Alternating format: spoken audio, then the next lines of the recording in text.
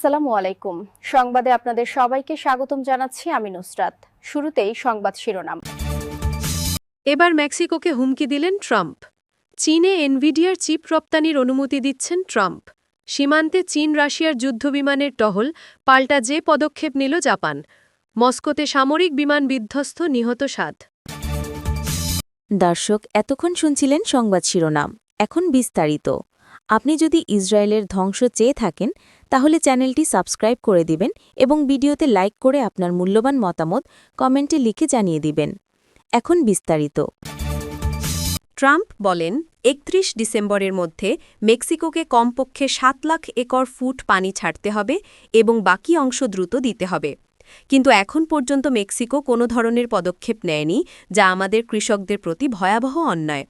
তিনি আরও বলেন, পরিস্থিতি একইভাবে চলতে থাকলে যুক্তরাষ্ট্র মেক্সিকোর ওপর ৫% শুল্ক আরোপের জন্য প্রয়োজনীয় নথি তিনি ইতোমধ্যে অনুমোদন দিয়েছেন। যদি মেক্সিকো অবিলম্বে পানি ছেড়ে না দেয় তবে আমরা এই শুল্ক আরোপ করব। যুক্তরাষ্ট্র প্রেসিডেন্ট ডোনাল্ড ট্রাম্প মেক্সিকোর বিরুদ্ধে দীর্ঘদিনের পানি চুক্তি লঙ্ঘনের অভিযোগ তুলে দেশটির ওপর ৫% শুল্ক আরোপের হুমকি দিয়েছেন। সোমবার ৮ ডিসেম্বর নিজের সোশ্যাল মিডিয়া প্ল্যাটফর্ম ট্রুথ সোশ্যালে দেওয়া এক বিবৃতিতে তিনি এই সতর্কবার্তা দেন। ট্রাম্প বলেন, যুক্তরাষ্ট্র মেক্সিকোর মধ্যে বিদ্যমান পানি চুক্তি অনুযায়ী মেক্সিকোর যুক্তরাষ্ট্রকে বিপুল পরিমাণ পানি সরবরাহ করার কথা থাকলেও তা দীর্ঘদিন ধরে পালন করা হচ্ছে না। এর ফলে টেক্সাস অঙ্গরাজ্যের ফসল ও পশুপালন মারাত্মক ক্ষতির মুখে পড়েছে।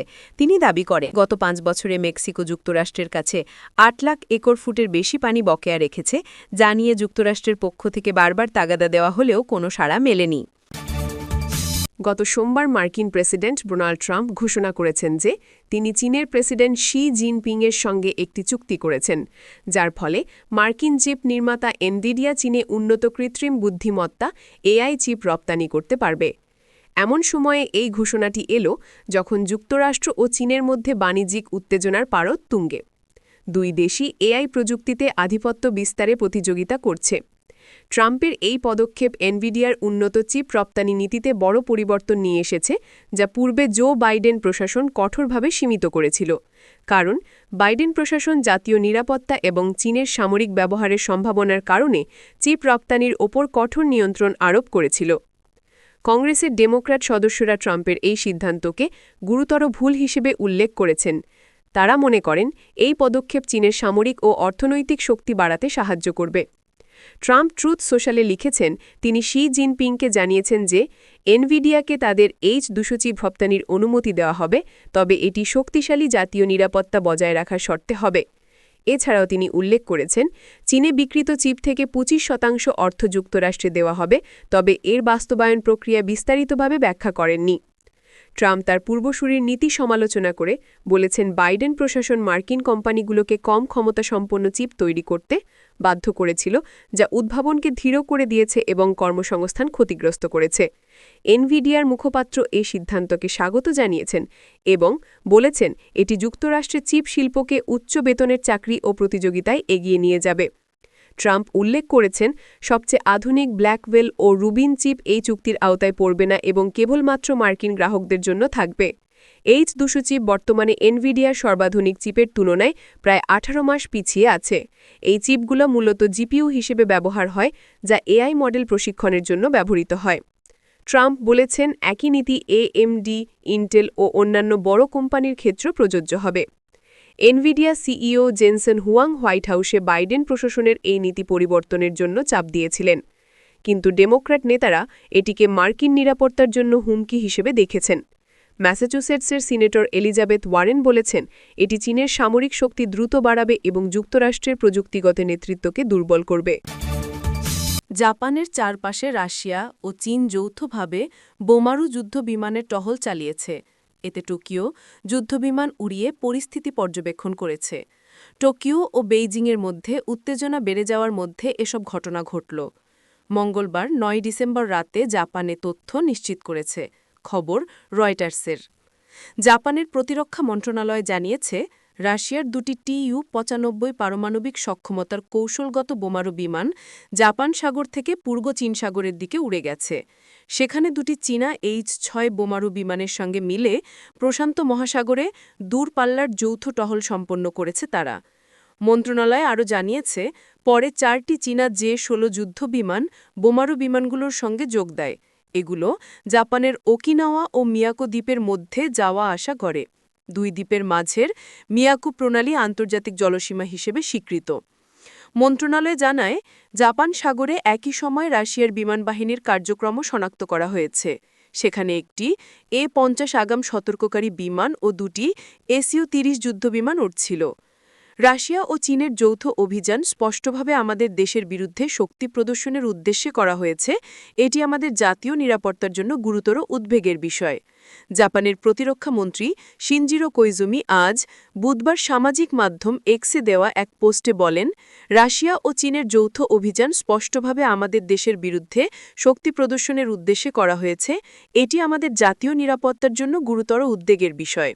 কোইজুমি আরও জানান, জাপানের যুদ্ধবিমানগুলো কঠোরভাবে আকাশসীমা শনাক্তকরণ করেছে এবং প্রতিরক্ষা সংক্রান্ত সব নিয়ম মেনে চলেছে। ঘুষ নেওয়ায় সরকারি কর্মকর্তার মৃত্যুদণ্ড। এদিকে মস্কোর প্রতিরক্ষা মন্ত্রণালয়ের বরাত দিয়ে রুশ সংবাদ মাধ্যম জানিয়েছে, জাপানের কাছে রাশিয়া ও চীনের যৌথ ফ্লাইট 8 ঘণ্টা ধরে চলে। মঙ্গলবার দক্ষিণ কোরিয়ার সামরিক বাহিনী জানিয়েছে, 7টি রুশ ও 2টি চীনা বিমান তাদের আকাশ প্রতিরক্ষা শনাক্তকরণ অঞ্চলে প্রবেশ করেছে। জাপানের প্রতিরক্ষা মন্ত্রণালয় বলেছে, রাশিয়া ও চীনের টহলরত 4টি বোমারু বিমানের সঙ্গে পরে 4টি চীনা যুদ্ধবিমান যোগ দেয়। এগুলো জাপানের ওকিনাওয়া ও মিয়াকো দ্বীপের মধ্যে যাওয়া আসা করে। দুই দ্বীপের মাঝের মিয়াকো প্রণালী আন্তর্জাতিক জলসীমা হিসেবে স্বীকৃত। রাশিয়া ও চীনের টহলরত 4টি বোমারু বিমানের সঙ্গে পরে 4টি চীনা যুদ্ধবিমান যোগ দেয়। এগুলো জাপানের ওকিনাওয়া ও মিয়াকো দ্বীপের মধ্যে যাওয়া আসা করে।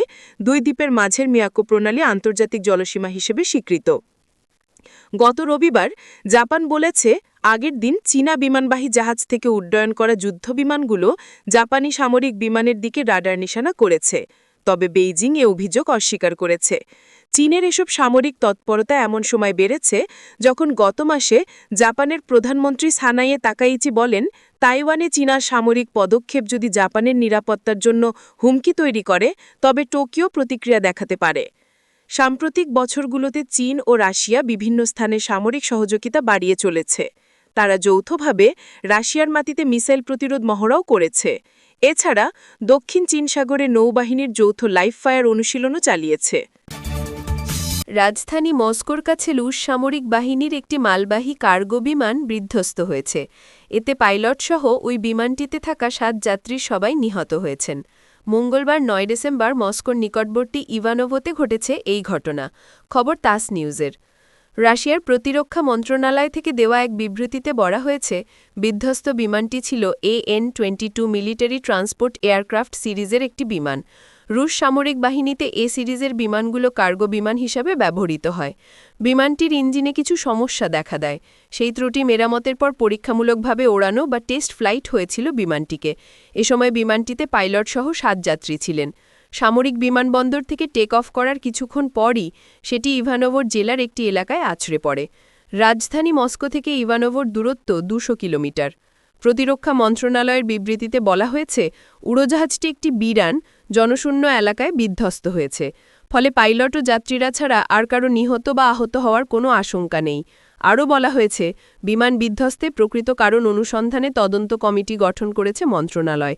সেই কমিটি ইতিমধ্যে কাজও শুরু করেছে। আপনি যদি আমাদের চ্যানেলে নতুন হয়ে থাকেন, তাহলে চ্যানেলটি সাবস্ক্রাইব করে দিন।